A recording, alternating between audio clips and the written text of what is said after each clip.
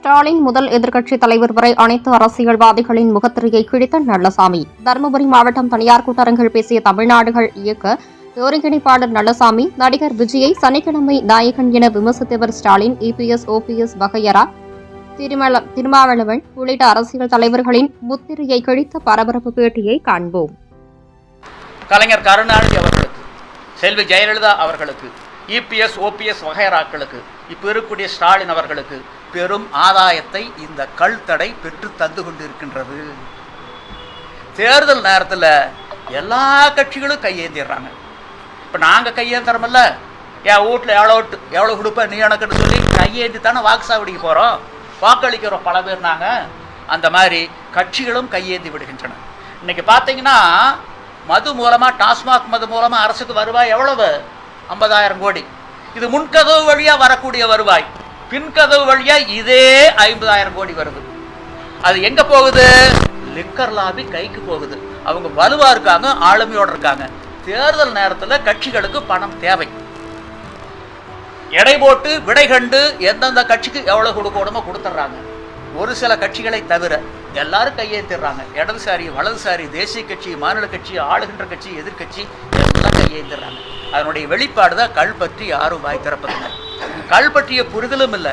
இந்த புரிதல் இல்லாதனுடைய விளைவு தான் எங்களை விமர்சனம் பண்ணுறாரு. யாரு?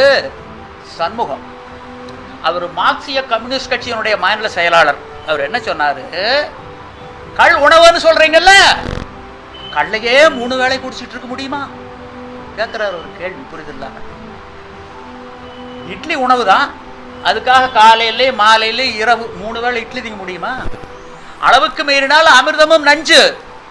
எதா இருந்தாலும் அந்த புரிதல் அவருக்கு இல்லை. டாக்டர் கிருஷ்ணசாமி சொல்றாரு, இது ஒரு ஆழகால விஷம்ங்கிறாரு, கொடிய விஷம்ங்கிறாரு. அப்படின்னா டாஸ்மாக் கடையில் அரசு சந்தைப்படுத்தக்கூடிய இந்த டாஸ்மாக் விற்பனை மதுக்கள் எல்லாம் தேவாமிர்தங்களா, புனித தீர்த்தங்களா? ஏன் அங்கே போய் நீங்கள் போராடல? ஏன் கழுத்தடையை நீக்கக்கூடாதுன்னு முன்வர்றவங்க ஏன் டாஸ்மாக் கடை மூலமா போய் நின்று போராடல? இறக்குமதி மதுக்களை நட்சத்திர விடுதிகளில், பன்னாட்டு விமான தளங்களில் சந்தைப்படுத்திக்கிட்டு இருக்காங்கல்ல, ஏன் அங்கே போய் இவங்க எல்லாம் போராடல? ஏன் கல்லுக்கு எதிராக மட்டும் இருக்காங்க? வாங்க வாரத்துக்கு வாங்கிக்கங்க 10 கோடி. கடந்த 73 ஆண்டுகளில் தமிழ்நாடு பெற்ற கடன் 5 லட்சம் கோடி. இந்த 4.5 ஆண்டுகளில் தமிழ்நாடு அரசு பெற்ற கடன் 5 லட்சம் கோடி. மொத்தம் 10 லட்சம் கோடி. கடனை எப்போ திருப்பி செலுத்த போகிறோம்? இதை பற்றி ஏதாச்சும் ஒரு தலைவர் வாய் திறந்துருப்பாங்களா? வர்றாங்கல்ல, ஓரணியில் தமிழ்நாடு, தமிழகத்தை காப்போம், இப்படி எல்லாம் வர்றாங்கல்ல, சனிக்கிழமை தோறும் சந்திப்பு வர்றாங்கல்ல. இந்த கடனை திருப்பி செலுத்துவதற்கு இன்னென்ன திட்டங்கள் நாங்கள் வச்சிருக்கிறோம்னு சொன்ன தலைவர் ஒரு தலைவர் காட்டுங்க. பண்ணல. ஒரு திரைப்பட நடிகர் அரசியலுக்கு வரக்கூடாதுன்னு யாரும் தடை பண்ண முடியாது. திரைப்படத்தில் இடது கால தூக்குனா 200 பேர் சீமன பேர் மாதிரி உருள்றாங்க. வலது கால தூக்குனா வந்த கோட்டமெல்லாம் அப்படியே சரியுது. அடிக்கிற விசில் 5 கிலோமீட்டர் கேட்குது இல்லையா? இப்படிப்பட்ட ஆற்றல் மிக்க நபர்கள் இருக்க வேண்டிய இடம் எங்க? தமிழ்நாடு அரசியல் களமா? இந்திய பாகிஸ்தான் எல்லை. இந்திய பாகிஸ்தான் எல்லையில் இவர்கள் நிறுத்தப்பட்டால் எவனாச்சு தீவிரவாதி உள்ள வருவானா, வாலாட்டுவானா? அங்க இருக்க வேண்டியவங்க இங்க வந்து அரசியல் தெரியாம புரியாம எழுதுனவ ஏட்டை கெடுத்த, பாடுனவ பாட்டை கெடுத்த அப்படிங்கிற மாதிரி வர்றீங்க.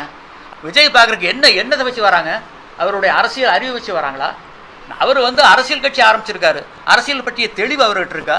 Liberalism, democracy, direct democracy, indirect democracy, socialism, democratic socialism, Fabian socialism, guild socialism, syndicalism, Marxism, Leninism, Maoism, Stalinism, fascism, Nazism, pluralism. நீங்கள் கேட்டு பாருங்க, அது உங்ககிட்ட வர்றதே இல்லையே.